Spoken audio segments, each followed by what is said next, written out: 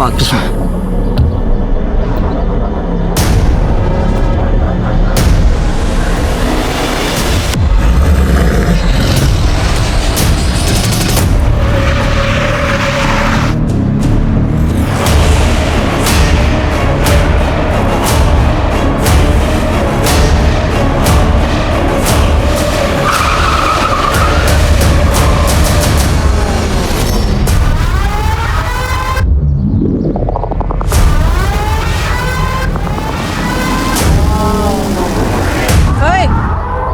ऐसी हरकत करने की सोचना भी मत, वरना गाड़ी सीधे तेरे ऊपर चढ़ा दूंगी।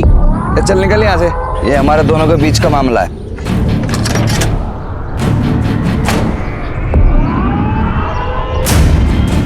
ये हमारे भी बीच का मामला है। प्रिया मेरी बेस्ट फ्रेंड है। अगर आइंदा इसके आसपास भी नजर आया ना तो गाड़ी सीधा तेरे घर में घुसा दूंगी। नीति, नीति, चल निकल यहाँ से, निकल। देख लो मत जान। तो इसको झेलती क्यों है? गरीबों को तो झेलना ही पड़ता है ना। और वैसे भी किस्मत का क्या पता, कल को अगर मुझे इससे ही शादी करनी पड़ जाए। ऐसा सोचना भी मत, वरना गाड़ी तेरे ऊपर ही चढ़ा दूंगी मैं। देख, अगर पैसे की प्रॉब्लम है ना तो तू मुझे बता दे, मैं पापा से बात कर लूंगी, तेरी कहीं ना कहीं जॉब लगवा देंगे वो तो अच्छा हुआ मेरा ड्राइवर आज गुटली मार गया, तो मुझे खुद डिलीवरी करने निकलना पड़ा। लड़की होके तू कंपनी चलाती है, डिलीवरी भी खुद ही देने जाती है, इतना सब कुछ तू कर कैसे लेती है? अरे हिम्मत हो तो सब कुछ पॉसिबल है, तू भी कर सकती है। चल तुझे घर छोड़ देती हूँ।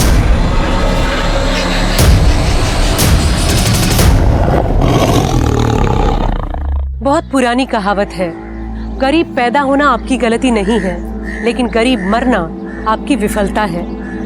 नमस्कार, मैं सोनाली कुलकर्णी आपका स्वागत करती हूँ क्राइम पेट्रोल के इस नए अध्याय में। आजादी के इतने सालों बाद आज भी गरीबी हमारे देश की सबसे बड़ी समस्याओं में से एक है। आज का हमारा एपिसोड भी ऐसे ही एक गरीबी और चाहत से जुड़े गुनाह की एक कहानी है। 21वीं सदी के 2 दशक बीत जाने के बाद आज भी लोग अपनी चाहत को हासिल करने के लिए शॉर्टकट्स ढूंढ रहे हैं। इच्छा रखना और उसे पाने के लिए कोशिश हमेशा करनी चाहिए, लेकिन फर्क तो सिर्फ इस बात का है कि आप किस माइंडसेट के साथ आगे बढ़ रहे हैं। अपने पापा को बुलाइए, मैं लड़कियों से बात नहीं करता, बताऊंगा उन्हें। आप ऐसे पुराने एम्प्लॉय को कंपनी से निकाल नहीं सकती। टेक ओवर के वक्त ये डील हुई थी। डील 3 साल पहले हुई थी एमएन जी, अब कंपनी मैं संभालती हूँ। अगर कोई ड्राइवर महीने में आधे से ज्यादा दिन काम पर नहीं आएगा तो वो बाहर जाएगा, और अगर आगे से आपने ऐसे किसी इंसान का पक्ष लिया है ना तो आप भी बाहर जाएंगे। बहुत बड़ी गलती की है मेरे पापा ने जो आपको ये बिजनेस बेचा।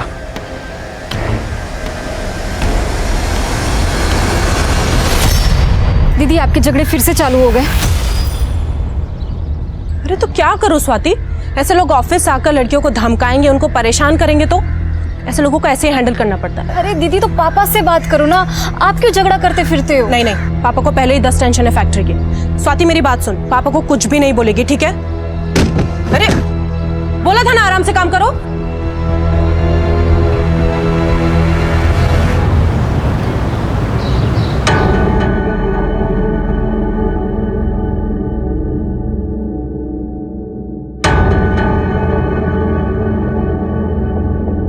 नीति, ट्रांसपोर्ट ऑफिस में क्या हुआ है? और ये पुराने मालिक का लड़का क्यों आया था? पापा वो ऑफिस आकर अपनी पावर दिखा रहा था तो झाड़ दिया मैंने। बस गार्ड से पिटवाया नहीं? हाँ?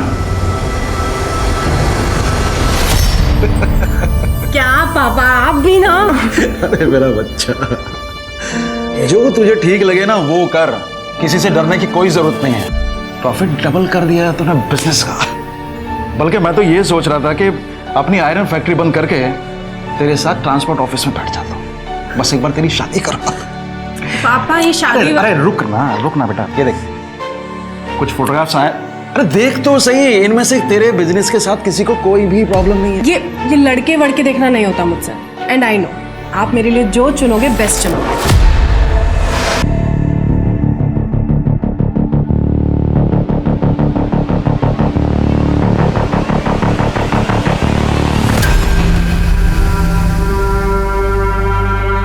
चलती है ना तू मुझसे मेरे काम से? इसलिए बार बार मेरे काम में टांग अड़ाती है। जलन नहीं, चिंता है आपकी। ठीक है, करो जो आपके मन में है, लड़ो लोगों के साथ। कोई कुछ कर देगा किसी दिन तो। अपना मेकअप का कोर्स करने मुंबई जा और आइंदा मुझसे बात मत करना।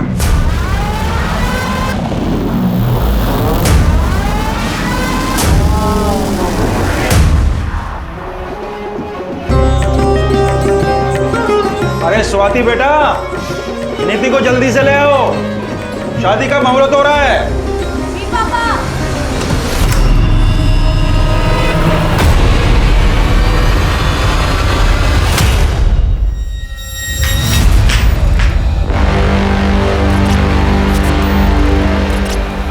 प्रिया, आप दीदी को लेके आएंगे प्लीज? हाँ, मैं अभी लेके आती हूँ। नीति, नीति, अंकल जी। क्या हुआ? स्वाति, अंकल जी, अंकल जी नीति कमरे में नहीं है। कमरे में नहीं है? मैंने बाथरूम में भी चेक किया, वहां पे भी नहीं है। अरे यहीं कहीं इधर उधर घर में होगी, तुम अंदर जाके देखो जल्दी। जाओ। नीति, नीति, नीति, नीति, नीति, नीति। बस कीजिए समझी जी, अब आप बता दीजिए कहाँ भगाया है अपनी बेटी को? क्या बकवास कर रहे हैं आप? मैं क्यों अपनी बेटी को उसी की शादी से भगाऊंगा? मैं सब समझ चुका हूँ कि आप क्या क्या कर सकते हैं। ये सब किया धरा आपका ही है। या तो आप यहीं बता दीजिए, नहीं तो पुलिस पूछेगी आपसे ये सवाल। सर, इतना इंतजाम करके खर्चा करने के बाद अपनी ही बेटी को उसी की शादी से भगाऊंगा मैं? क्यों? तो फिर निधि शादी के जोड़े में इतने सारे मेहमानों के बीच में से गायब कैसे हो गई? सर मैं बता रहा हूँ आपको, सब कुछ किया धरा इसी आदमी का है। कोई मालदार पार्टी मिल गई होगी इसको, इसलिए मेरे 20 लाख रुपए देने के लिए। क्या 20 लाख? क्या सर वो इसने कहा था कि 20 लाख कैश शादी में देगा। मतलब चीचा को 20 लाख रुपए नहीं मिले इसलिए चीचा रूठ गए। चलिए आपको 20 लाख रुपए दिलाते हैं, लेके जाओ इनको। अरे सर सर सर सर एक minute sir, sir sir cash है, नीति के कमरे के बाजू वाले कमरे में रखा है सर, लॉकर में। और समझी जी, आप गलत इल्जाम लगा रहे हैं हमारे ऊपर। कैसे बाप है आप? एक और बेटी को बिजनेस शुरू करके देते और फिर दूसरी ओर ये दहेज।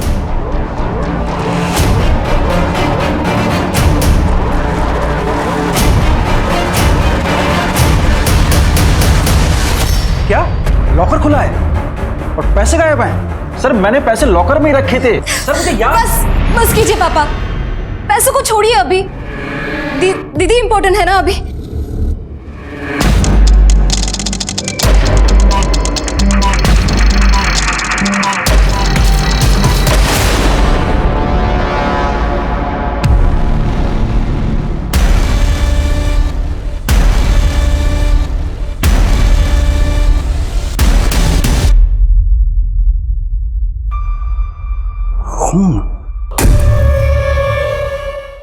देखिए नीति बिजनेस करती है और जाहिर है कि बिजनेस में राइवल्स तो होंगी, तो उसका किसी के साथ कोई झगड़ा या फिर किसी पर आपको कोई शक?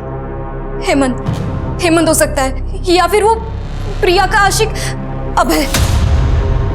अभय और हेमंत वाली बात तो पुरानी हो गई है। तू ब्यूटी पार्लर के कोर्स के लिए मुंबई चली गई थी, तुझे कुछ नहीं पता है।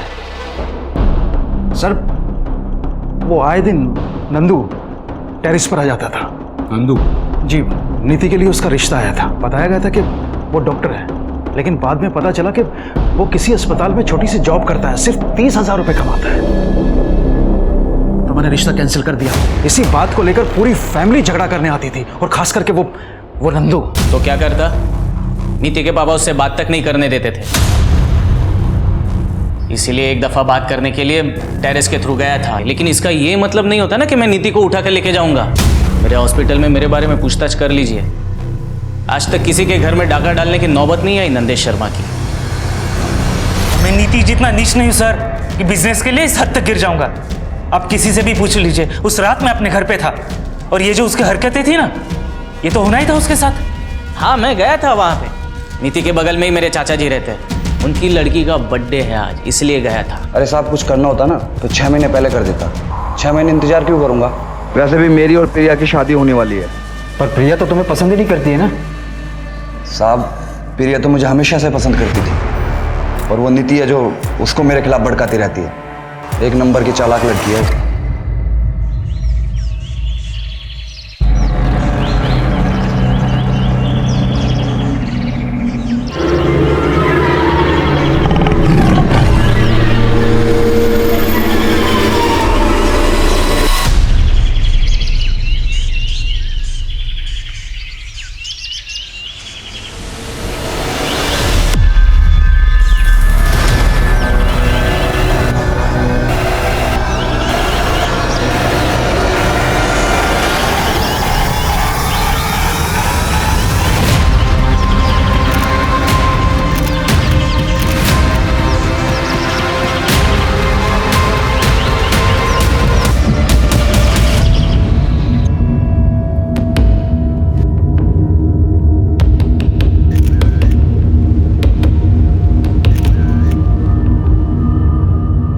सर इसकी शादी होने जा रही थी, फिर ये शादी से ही गायब हो गई, फिर किसी ने इसे इतने बेरहमी से मार दिया।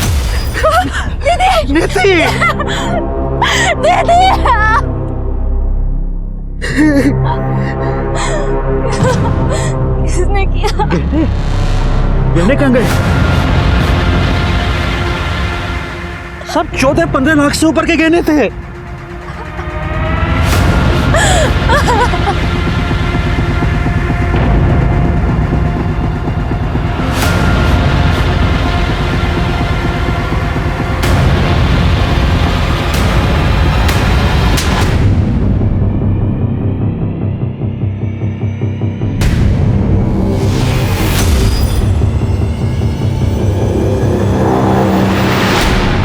साहब मालूम है मेरे को, मैं काम पे जाता हूँ और तुम पीछे से किसी और मर्द के साथ गुलछा नहीं उड़ाती है। ये गाँव वालों की बातों पे भरोसा कर रहे हो? तुम मुझ पे शक कर रहे हो? और डरोगे मत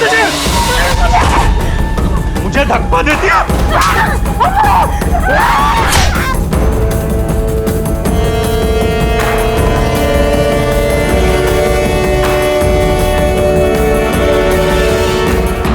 वो आशिक तेरी माँ को मार के भाग गया।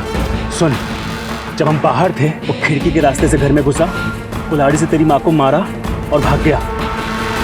यही बोलेगा तू टेंशन मत ले, मैं सब ठीक कर दूंगा, ठीक है?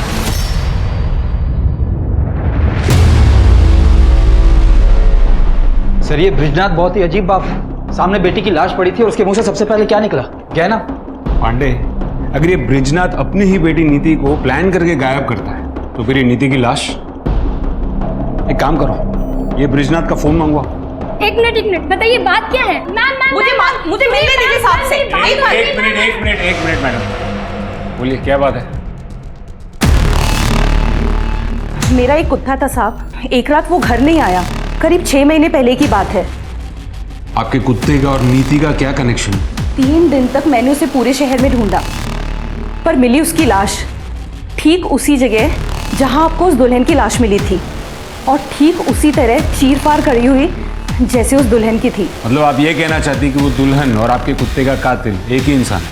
एक ही है, पर इंसान नहीं, शेर।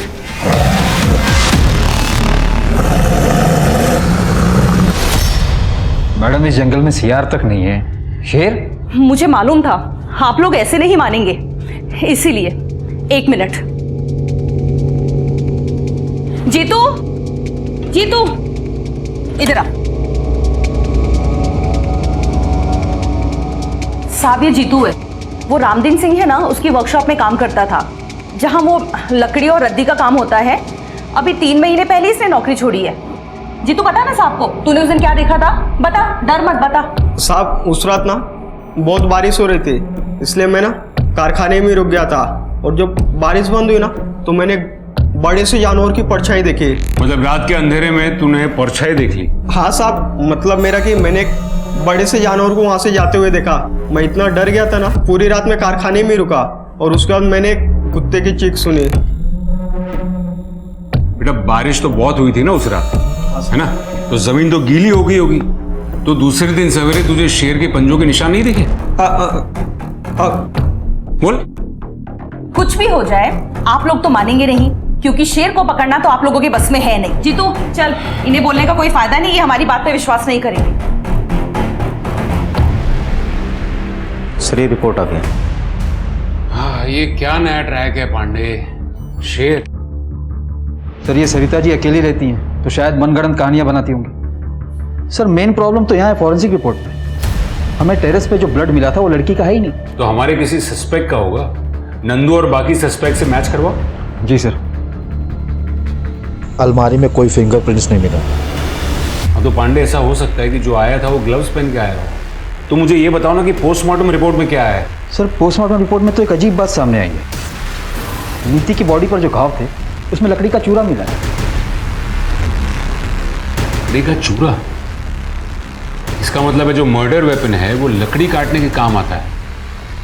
पांडे, ये सरिता जी जो अभी आकर गई वो किसी रामदीन के बारे में बात कर रही थी, जिसकी कुछ लकड़ी काटने की और रद्दी की वर्कशॉप।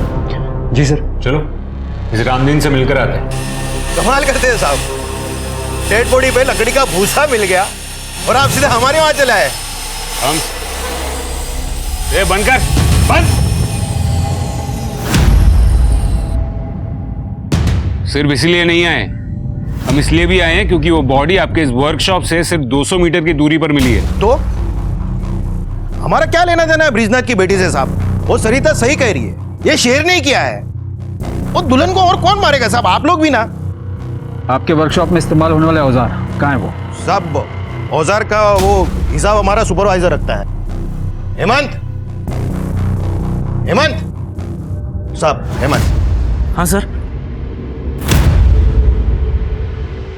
तुम? आप जानते हैं इसे? हाँ। तुम यहाँ क्या कर रहे हो? सुपरवाइजर की नौकरी कर रहा हूँ, और क्या कर रहा हूँ? उस नीति ने बर्बाद जो कर दिया मुझे।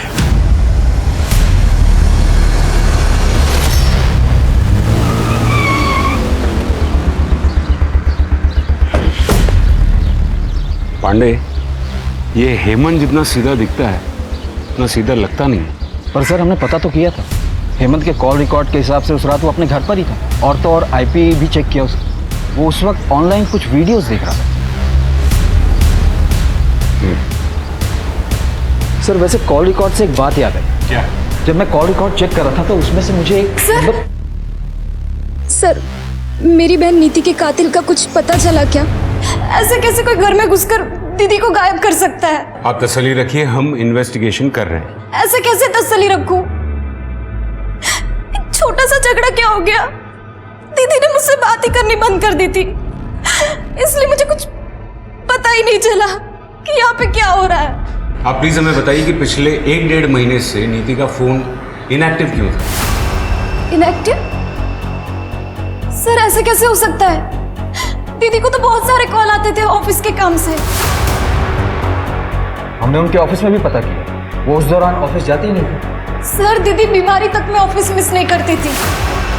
सर ये कॉल रिकॉर्ड आपको देखनी चाहिए। उस दिन अगर तुम अपना बर्थडे घर पर मना रहे थे तो तुम्हारे फोन की लोकेशन जंगल में क्यों दिखा रही थी? क्या सर सिर्फ उसी दिन का चेक किए?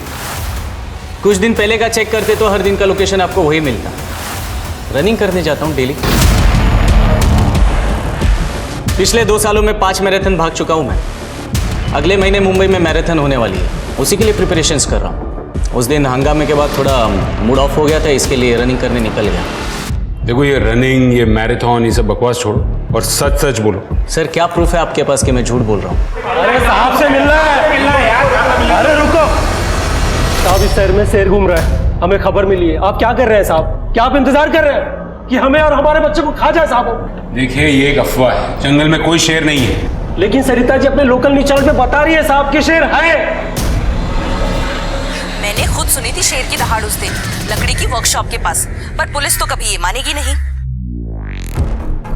सर अगर सच में ही शेर हुआ तो? कमाल कर रहे हो पांडे, मतलब 10 साल से शेर उस जंगल में है और अब अचानक उसे भूख लगी। पांडे मुझे टेंशन तो इन लोगों की हो रही है। आज तो जैसे तैसे भगा दिया, लेकिन डर फैल रहा है शहर में। पांडे अपने शहर में एक प्रोफेसर शेखर है, ये जंगल वगैरह में रिसर्च करते हैं। हाँ सर, उसे जंगल का चप्पा चप्पा पता है। उनको बुला के लेके आओ। शहर के लोगों को उनकी बात पर बहुत भरोसा है। अगर वो कहेंगे ना कि शेर नहीं है तो शायद लोग मान जाएंगे। जी सर।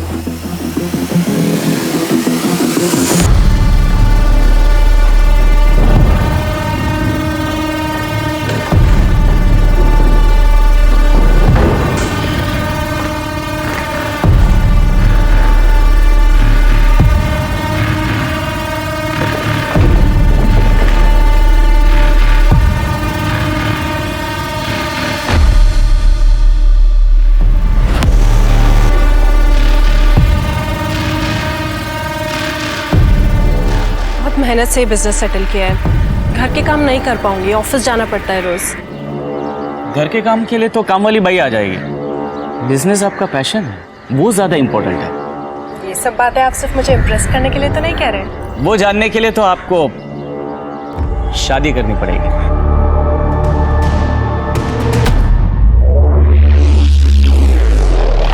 दस साल से चल रही है शेर की कहानी। एक सर्कस कंपनी आई थी, उनके पास शेर तो था नहीं, लेकिन उन्होंने पूरे शहर में ढिंडोरा पीट दिया कि शेर का खेल दिखाएंगे, और इवेंट वाले दिन उन्होंने कह दिया कि शेर जंगल में भाग गया।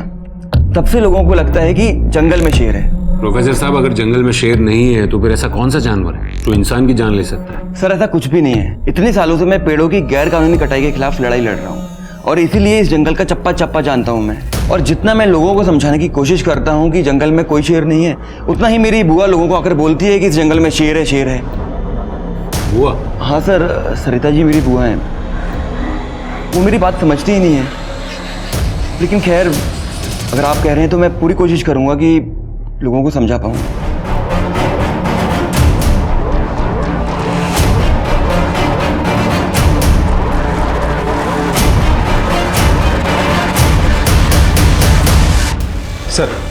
सर ये ब्रिजनाथ सीधा आदमी नहीं, ये तो लगा था, पर इतना घटिया आदमी होगा ये नहीं सोचा था। ये देखिए उसके फोन से क्या पड़ा।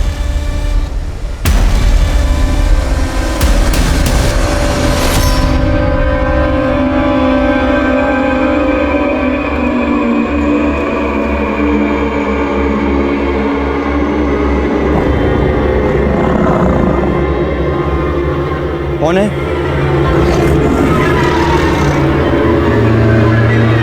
कौन है?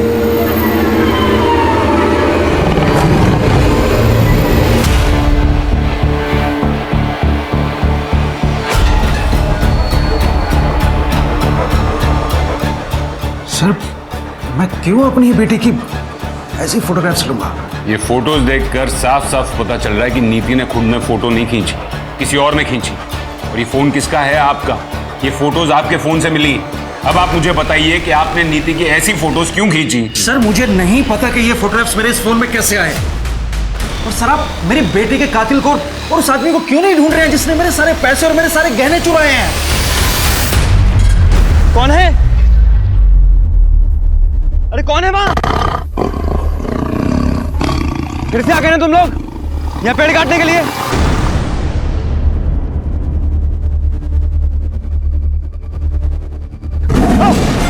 बचाओ! बचाओ! कोई है!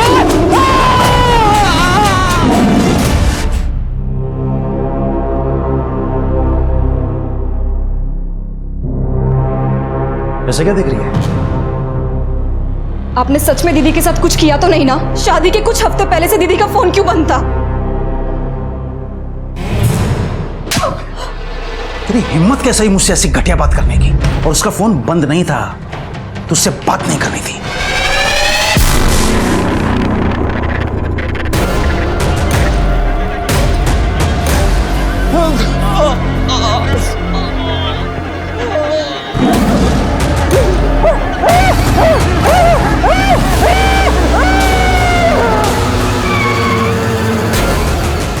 पांडे, ये ब्रिजनाथ के बारे में A to Z सब पता करो, पूरी कुंडली निकालो उसकी। जी सर।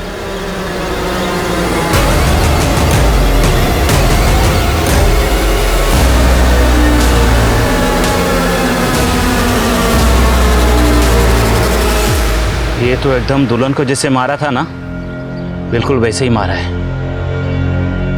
ये शेर का ही काम लग रहा है भाई। पक्का शेर का काम है ये। जंगल में पेड़ों की बेहिसाब कटाई और नेचर के साथ होती छेड़खानी के कारण आजकल जंगली जानवरों का इंसानों पर हमला करना आम बात है। कुछ ऐसा ही यहाँ भी हो रहा था। गांव के लोगों ने तो इस बात को मान लिया था कि इन सब हत्याओं के पीछे शेर है, लेकिन पुलिस अब भी इस बात को मानने के लिए राजी नहीं थी। क्या सच में ऐसा हो सकता है कि जिस खूनी को पुलिस ढूंढ रही थी वो एक इंसान नहीं बल्कि एक आदमखोर शेर है? हाँ ना?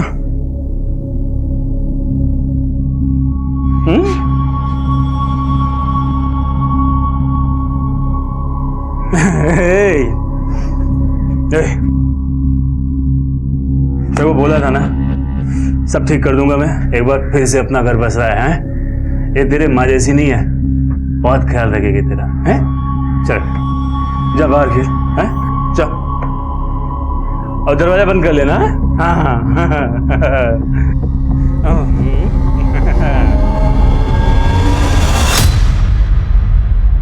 सर बॉडी की कंडीशन देख के तो लग रहा है कि यह किसी जंगली जानवर का काम है। देखिए डॉक्टर, मुझे आपसे ये शेर वाली कहानी नहीं सुननी। मुझे ये बताइए, अगर किसी इंसान ने मारा हो तो कैसे मारा होगा? तो सर उसके लिए 2 हथियारों का इस्तेमाल एक ही साथ हुआ है, एक कुछ हथौड़ी जैसा और दूसरा धारदार औजार। ठीक है। सर दुल्हन की बॉडी पर से जेवर गायब थे। अब ये काम शेर का तो नहीं हो सकता ना? पर सर शेखर की बॉडी पर ना जेवर थे ना पैसे, फिर कोई आदमी उसे क्यों मारेगा? सर कहीं सच में कोई शेर तो नहीं जो जंगल से नदी पार करके इस तरफ आया हो? पांडे, नदी के पार जंगल नहीं गांव है, और फोकस शेर पे नहीं इस पे करो। 3 साल पहले शेखर ने रामदीन के खिलाफ इलीगल पेड़ की कटिंग को लेकर कंप्लेंट दर्ज की थी। मतलब रामदीन के पास शेखर को मारने का मोटिव था, लेकिन उसने अपने वर्कशॉप के पास ही क्यों मारा? सवाल ये नहीं है पांडे, सवाल ये है कि रामदीन ने शेखर को मारने में 3 साल क्यों लगा दिए? या फिर ऐसा हो सकता है कि नीति और शेखर ने रामदीन को एक साथ देख लिया हो पेड़ काटते हुए, इसलिए उसने नीति को भी मार दिया। सर इस रामदीन को उठा लो? नहीं, अभी नहीं। फिलहाल उसके खिलाफ सबूत इकट्ठा करने होंगे। एक काम करो, रामदीन की पास्ट और प्रेजेंट की पूरी हिस्ट्री निकालो और देखो कोई ऐसा मिलता हो जिसे वर्कशॉप के अंदर की सारी डिटेल्स पता हो। सर वो जीतू था ना जो रामदीन के वर्कशॉप में काम करता था? मैं कह रहा था मैं नहीं आ पाऊंगा इस बार त्योहार पर। यहाँ पे एक अजीब सा मर्डर का केस आया है। पर भैया देखो ना, कुछ हो सकता हो तो। नहीं हो पाएगा। एक दुल्हन का मर्डर हुआ है ना, वो भी बड़ी अजीब तरीके से, पूरा चीर फाड़ दिया उसको। एक दुल्हन के मर्डर का केस हमारे थाने में भी आया था कुछ 1 साल पहले। सेम वैसे तरीके से उसे भी चीर फाड़ दिया गया था और आज तक ये केस सॉल्व नहीं हो पाया। शेर की बात ही हो रही। सर मेरा भाई श्याम मेरे गांव पालिका का एक कांस्टेबल है। तो सर उसके थाने में भी सेम केस आया था जो अभी तक सॉल्व नहीं हुआ है। सर शेर का तो पता नहीं, लेकिन मर्डर जो है लगभग सेम तरीके से ही हुआ है। और सर जिसका मर्डर हुआ था ना, वो एक दुल्हन ही थी। कब हुआ था ये?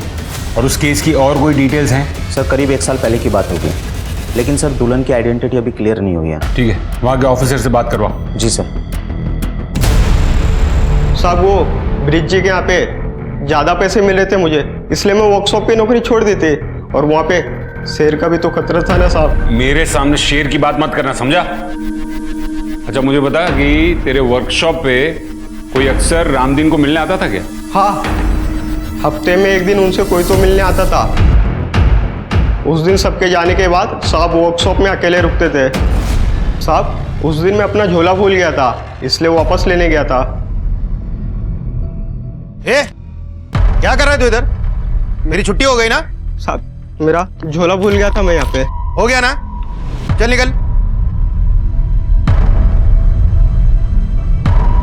हाँ गया वो। आ जाओ। कौन था वो? साहब मैं ज्यादा कुछ नहीं देख पाया था, रामदीन जी ने मुझे भगा दिया था वहां से। सर एक मिनट। सर ब्रिजनाथ के मोबाइल में जो फोटो मिले थे उन्हें इनलार्ज करवाया। सर ये फोटो में देखिए किसी का रिफ्लेक्शन दिख रहा है नीति की फोटो खींचते हुए। ये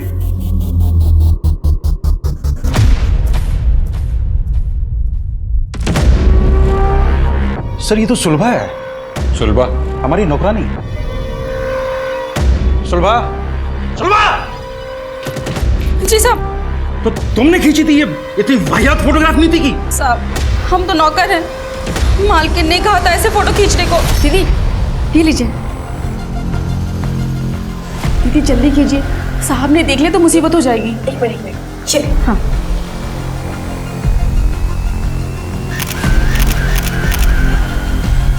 पर दीदी के पास खुद का अपना फोन था, तो पापा के फोन से क्यों खिंचवाएंगी?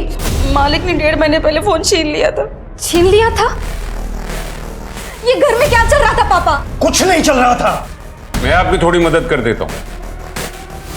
यहाँ आने से पहले हमने आपके सारे अकाउंट्स चेक किए। पिछले कुछ महीनों में क्रेडिट कार्ड से काफी शॉपिंग की है आपने।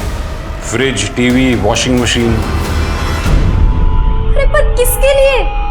घर में ऐसा कुछ नया तो आया नहीं है। आपके घर के लिए नहीं, इन सारी चीजों की डिलीवरी प्रिया के घर पे हुई थी। प्रिया नीति की दोस्त। अब आप कुछ बताएंगे या फिर बाकी की कहानी मैं प्रिया से पूछ लूं? क्या करती सर, घर में खाने तक को पैसे नहीं थे और फिर ब्रिज जी मुझे मिले। नीति ने मुझे बताया तुम्हारे बारे में। मैं मदद कर सकता हूँ तुम्हारी, लेकिन बदले में तुम्हें भी तो कुछ करना पड़ेगा।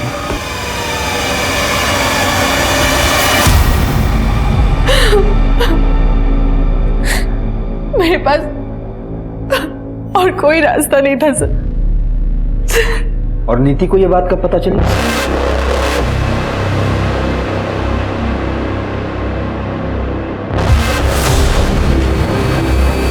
पापा,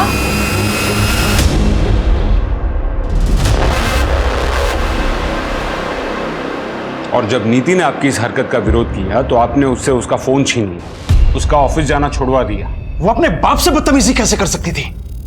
और बच्चों को संस्कार सिखाने के लिए ना ऐसे कदम उठाने पड़ते हैं। संस्कार नहीं, डर। इस बात का डर कि कहीं आपकी काली करतूत जमाने के सामने ना आ जाए। और आपको लगा होगा कि शादी के बाद तो आप नीति जैसी कॉन्फिडेंट लड़की को रोक नहीं पाओगे। तो पापा,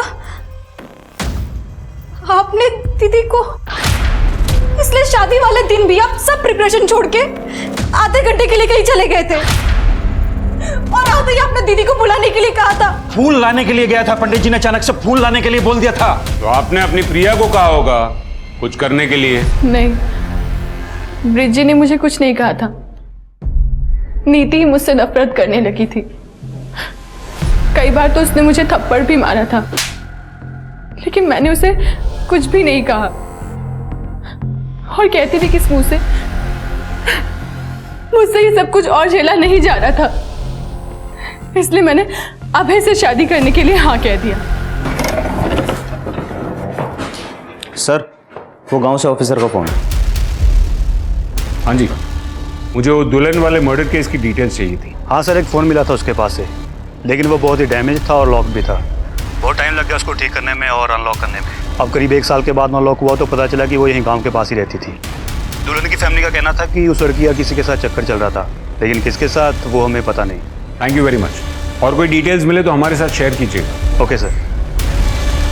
मेरा पूरा परिवार बिखर गया। सर, प्लीज बता दीजिए कौन है मेरी दीदी का कातिल? पापा, देखिए, हमने पता लगाया आपके पिताजी वाकई में फूल लेने गए थे, तो फिर और कौन रह जाता है? नीति का बॉयफ्रेंड। बॉयफ्रेंड? नहीं सर, ये हो ही नहीं सकता। दीदी का फोकस सिर्फ बिजनेस पे ही था, और दीदी तो ये शादी से भी बहुत खुश थी। तो फिर एक जवान लड़की ऐसे फोटोज किसके लिए क्लिक करेगी? हमने फोन भी चेक किया, हमें कोई नंबर नहीं मिला। शायद वो इंटरनेट कॉलिंग से बात किया करती थी। और इस केस में ये पॉसिबल है कि घर से चोरी नीति ने या फिर नीति और उसके बॉयफ्रेंड ने मिलकर की थी। पैसे दीदी ने नहीं चुराए थे, मैंने चुराए थे।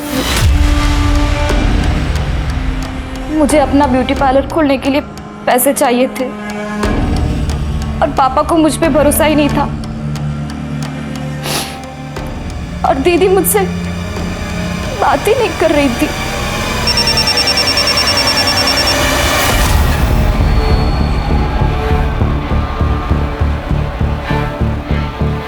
सर, माधुरी के बॉयफ्रेंड का पता चल गया है। अच्छा? लेकिन वो भी मर चुका है। गांव के करीब 70 किलोमीटर दूर उसकी बॉडी मिली थी। उसका खून भी करीब उसी टाइम पे हुआ है जब माधुरी का खून हुआ था। खूनी ने दोनों को किसी तेजदार हथियार से चीर फाड़ दिया है। कमाल है, 3 खून और वो भी एक ही तरीके से। कोई सरफिरा खूनी घूम रहा है शहर में। मैं तुम्हें फोन करता हूँ। क्या हो रहा है यहाँ पर? देखिए साहब, ये आपकी लापरवाही का नतीजा। शेर ने तो इसे लगभग मार ही डाला।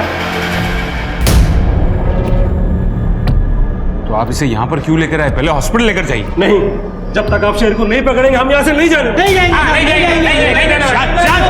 बस तुम बताओ क्या हुआ था? साहब, मैं जंगल से काफी दूर था और अचानक से पता नहीं कहा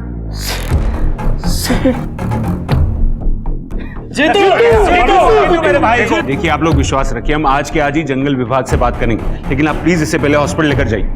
पांडे जी साहब। 2-4 लोग गांव के मरेंगे नहीं ना जब तक।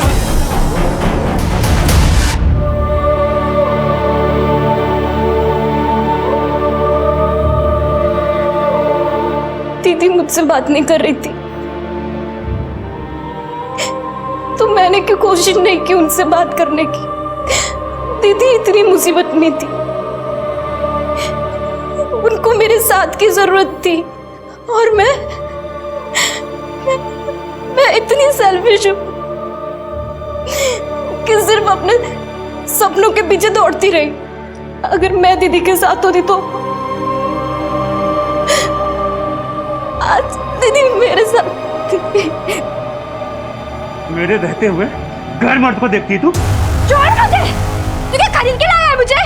सबको बता दूंगी कि तूने अपनी पहली बीवी को कैसे मारा है। पूरी दुनिया को बताएगी? हाँ?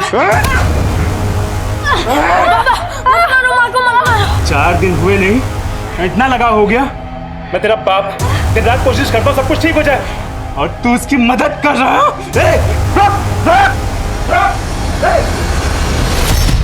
सर डॉक्टर ने बताया कि जीतू को किसी शेर ने नहीं बल्कि जंगली कुत्ते ने काटा था। मुझे पता था, वो घबरा गया इसलिए देख नहीं पाए। सर जब तक हम नीति और शेखर के कातिल को इनके सामने नहीं लाएंगे ये लोग हमारी बात नहीं मानने वाले। सर वो रामदीन के बारे में पता करने के लिए बोला था ना सर आप? सर पता लगा कि वो भी मेरे गांव पाली से है। एक बात और सर वो दुल्हन का जो मर्डर हुआ था उस केस की इन्वेस्टिगेशन से एक बात साफ जाहिर होती है, 6 साल पहले भी सेम तरह से मर्डर हुआ था सर वहाँ पर। किसका? वो भी एक दुल्हन थी क्या? नहीं सर, वो एक आदमी था। इनफैक्ट जिसका मर्डर हुआ था वो खुद एक खूनी था। मतलब 6 साल पहले उस आदमी का खून उसी तरह हुआ था जिस तरह नीति और शेखर का हुआ है। मतलब एक सिरफिरा कातिल 6 साल से घूम रहा है, न जाने उसने कितने कत्ल किए होंगे। सर रामदीन हो सकता है। अच्छा जो मरे हैं उनकी फैमिली में और कौन कौन है? एक बेटा है सर। उस बेटे को ढूंढो, शायद उस बेटे ने उस खूनी को देखा हो। Hello police station, gold coin jewellers यहाँ से बोल रहा हूँ। हाँ जी बोलिए। आपने जो चोरी की हुई ज्वेलरी की फोटोज हमें भेजी थी उसमें से कोई एक मेरे यहाँ पे बेचने के लिए आया हुआ है। कस्टमर को मैंने बातों में लगा रखा है, अंदर बैठी हुई है। आप लोग थोड़ा जल्दी आइए, वैसे भी बच्ची है। वो नेकलेस मेरा नहीं है, वो नंदू भैया का है। नंदू भैया ने एक डब्बे में छुपा के रखा था, मैंने निकाल लिया। मुझे लगा कि मेरा बर्थडे का गिफ्ट है। मैंने कुछ नहीं किया सर, मैंने कुछ नहीं किया। सर क्यों मार रहे हो? सुनो ना सर। बहुत घुमा लिया पुलिस को, अब मुंह खोल और सच बता। कैसे भगाया नीति को, कैसे उठाया? बोल। बताता हूँ सर। सर मैंने नीति को नहीं उठाया सर, वो खुद आई थी मेरे पास। हम दोनों एक दूसरे से बहुत प्यार करते थे सर। मैंने कुछ नहीं किया सर, बिलीव मी। लेकिन जब उसके पापा ने मेरा और नीति का रिश्ता तोड़ दिया तो मैंने तो उम्मीद ही छोड़ दी थी। लेकिन एक दिन खुद नीति ने मुझे फ़ोन किया था, ये कुछ 3-4 महीने पहले, और उसी के बाद हम लोग छुप छुप कर मिलने लगे थे सर। और वो खुद अपने फोटो तुझे भेजती थी?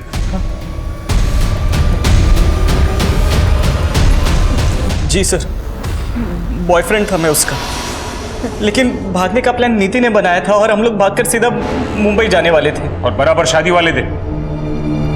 हाँ, मतलब नीति का ऐसा प्लान था कि शादी वाले दिन उसके पास ढेर सारे गहने होंगे तो मुंबई में हम लोग आराम से सेटल हो जाए। सारा नीति का आइडिया था, सब राजी खुशी हुआ। तो फिर टेरेस पर खून कहां से आया? और वो जंगल के बाहर डेड बॉडी?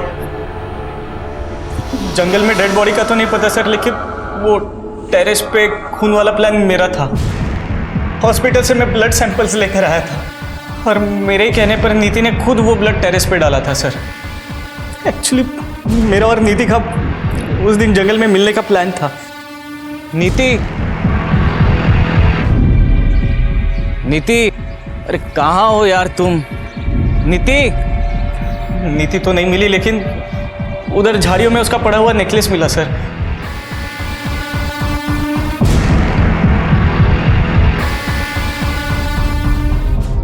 मेरा विश्वास कीजिए सर, उस दिन जंगल में क्या हुआ मुझे कुछ नहीं पता सर। उस दिन जंगल के आसपास तू अकेला ही था और कोई नहीं था। तुमने जरूर किसी को देखा होगा। नहीं सर, मैं अकेला नहीं था, मतलब और भी कोई था वहां पर।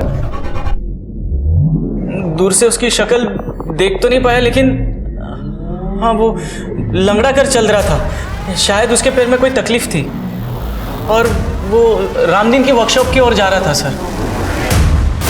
सर रामदीन के वर्कशॉप में कौन कितने बजे आता जाता है ये सुपरवाइजर हेमंत को जरूर पता हो। अच्छा, वो जिसके पाँव में दिक्कत है सर, वो तो टेम्पररी ड्राइवर था जिसे कुछ सामान लाने के लिए भेजा था। क्या नाम है उस ड्राइवर का? सर सुखबीर, जिसे उस नीति ने काम से निकाला था। मैंने कुछ नहीं किया साहब, वो तो मेरी किस्मत ही खराब, जो उस वक्त मैं फैक्ट्री गया था कुछ काम से।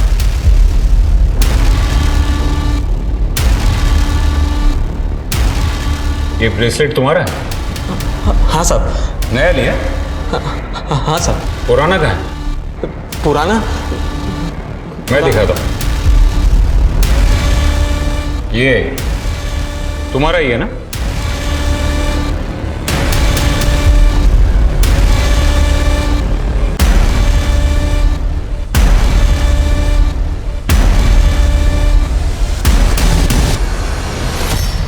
हाँ साहब, मेरा ही है। वो पुराना ढीला हो गया था ना, तो गिर गया होगा शायद। अच्छा, और वो भी वहीं पर गिरा जहां पर नीति की लाश मिली थी? भगवान की कसम साहब, उस वक्त कोई बॉडी नहीं थी वहां पे। हम गरीब छोटे लोग हैं ना साहब, इसलिए सब हमें ही परेशान करते। वहां बड़े लोग क्या नहीं करते, कोई कुछ नहीं बोलता उनको। वो रामदीन सिंह। हाँ गया वो, आ जाओ। वो औरत, उसको देखा मैंने उसके साथ, वो शेर शेर करते फिरती है ना शहर में, वही औरत। सरिता? हाँ हाँ, वही सरिता। मतलब सरिता और रामदीन? मतलब पेड़ों की कटाई नहीं, आप दोनों के बीच जो रिश्ता है वो छुपाने की कोशिश कर रहे थे। नीति और शेखर ने आपको सरिता जी के साथ देख लिया था उससे, इसलिए आपने उन दोनों को। सर लेकिन एक बात समझ में नहीं आई, दूसरे शहर जाकर उस दुल्हन को और उसके बॉयफ्रेंड को क्यों मारा आपने? अरे साहब ये क्या कह रहे हैं आप सर, हमने किसी को भी नहीं मारा है साहब। जब तक सब कुछ सच सच नहीं बता देते तब तक यहां से बाहर जाने नहीं दूंगा मैं।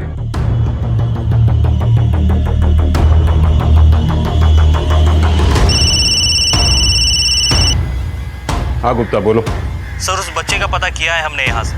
सर उसके हिसाब से वो बच्चा करीबन 1 साल पहले इसी कंस्ट्रक्शन साइट पे काम कर रहा था, लेकिन अभी वो यहाँ काम नहीं कर रहा है। लेकिन सर एक बात और पता चली है, वो दुल्हन माधुरी जिसका मर्डर हुआ था वो यहीं आसपास किसी स्कूल में काम करती थी, और सर उस बच्चे का घर भी इसी स्कूल के आसपास ही है। तो क्या इस माधुरी का उस बच्चे के साथ कोई कनेक्शन, या फिर उसके बाप के साथ कोई कनेक्शन? सर इतना तो नहीं पता, पर यहाँ पे एक गार्ड है, उसने बताया कि वो उस बच्चे को जानता था जब वो बच्चा यहाँ काम किया करता था। गुप्ता मैं एक काम करता हूँ, यहाँ डिस्ट्रिक्ट से एक स्केच आर्टिस्ट भिजवा रहा हूँ, उसका स्केच निकलवाओ। Right sir.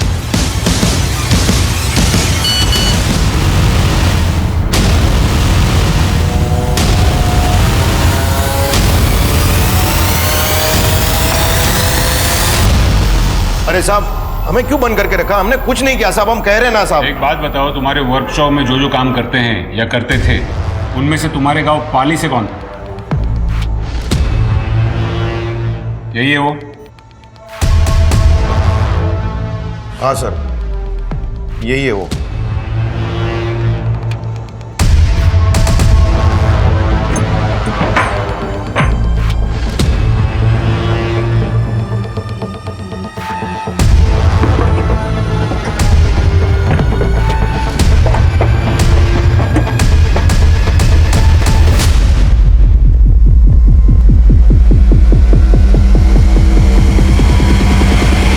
सर ये लोगो इस गांव में कई जगह देखने को मिलेगा।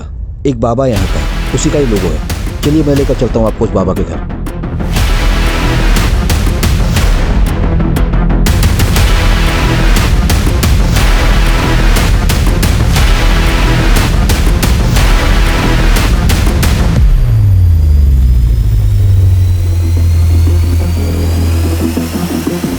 तुझे रामदीन ने इसीलिए काम पे रखा था ना, क्योंकि तू उसके गांव से?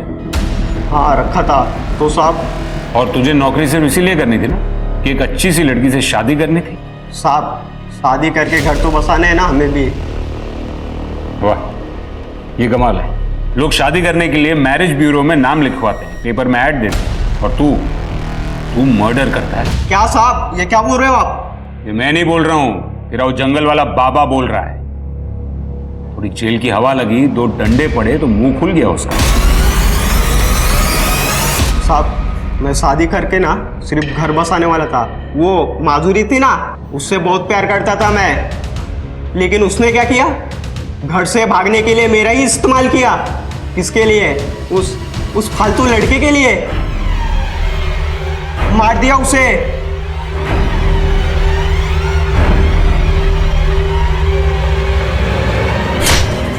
उसके बाद उसके यार को भी।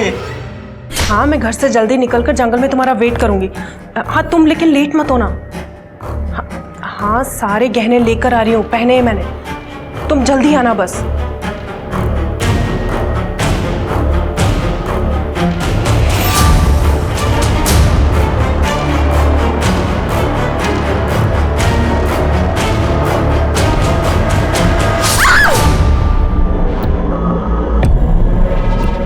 नीति ने क्या किया था? उसको क्यों मारा? बाबा ने कहा बलि दो, सफलता मिलेगी। फिर बाबा ने मुझे बताया कुछ पाने के लिए बलिदान देना पड़ता है, बलि देनी पड़ती है। एक जानवर, एक लड़की को मारकर तुझे सफलता मिलती, और शेखर उसकी बलि क्यों दी?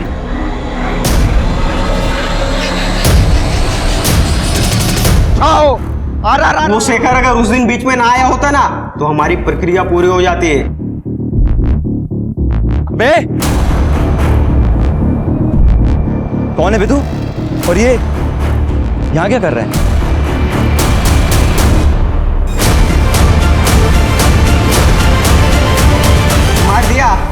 मार दिया उसको भी। और तेरे माँ बाप, उनको क्यों मारा? मेरी माँ को मेरे बाप ने मारा। वो जो कुछ भी बोलते थे मेरी माँ के बारे में, उनके आशिक के बारे में, सब कुछ झूठ था, सब गलत था। और ये दुनिया वाले उनकी झूठ को सच मानते थे। मगर मैं समझ गया था उस आदमी को, इसलिए मैंने उसको कुल्हाड़ी से मार दिया था। अब चिंता करने की कोई बात नहीं। बाबा ने मेरा शुद्धिकरण करवा दिया है। अब मैं शादी कर सकता हूँ, अपना घर बसा सकता हूँ। तेरा शुद्धिकरण तो बेटा अब हम करेंगे, और तेरा घर है ना, ये जेल में बसाएंगे। किसी चीज की बेहिसाब चाहत इंसान को गुनाह के रास्ते पर ले जा सकती है। चाहत पागलपन ना बने, इसके लिए हमें ये मालूम होना चाहिए कि हमें कब खुद को रोकना है। जीतू जैसे भोले और महत्वाकांक्षी इंसान की तलाश ऐसे ढोंगी बाबा को हमेशा होती है। वो उनके आसान टारगेट होते हैं। बाबा ने अपने लालच के लिए एक मासूम से बच्चे को एक बेरहम कातिल बना दिया। शादी करने के लिए उसके पागलपन का इस्तेमाल किया। वैसे कहते हैं ना, बच्चे कच्चे घड़े की तरह होते हैं, जिन्हें माँ बाप अपनी परवरिश से सही ढांचे में डालते हैं। इसी तरह देखा जाए तो मासूम जीतू से कातिल जीतू तक के सफर की शुरुआत तो उसके बचपन में ही हो गई थी। अगर समय रहते जीतू के माँ बाप जान गए होते कि उनके आपसी झगड़े का उनके बच्चे पर क्या असर पड़ रहा है, तो आज जीतू सलाखों के पीछे नहीं होता। माँ बाप बन जाना अलग बात है, और जिम्मेदार माँ बाप बनना अलग। अब मैं सोनाली कुलकर्णी आपसे विदा लेती हूँ। फिर मिलेंगे क्राइम पेट्रोल सतर्क में एक ऐसे ही चौंका देने वाले केस के साथ। तब तक अपना और अपनों का ख्याल रखिए। आप जानते हैं हम सब एक मुश्किल दौर से गुजर रहे हैं। कृपया मास्क पहने, समय समय पर हाथ धोते रहें और उचित दूरी बनाए रखें। देखते रहिए क्राइम पेट्रोल सतर्क। जय हिंद।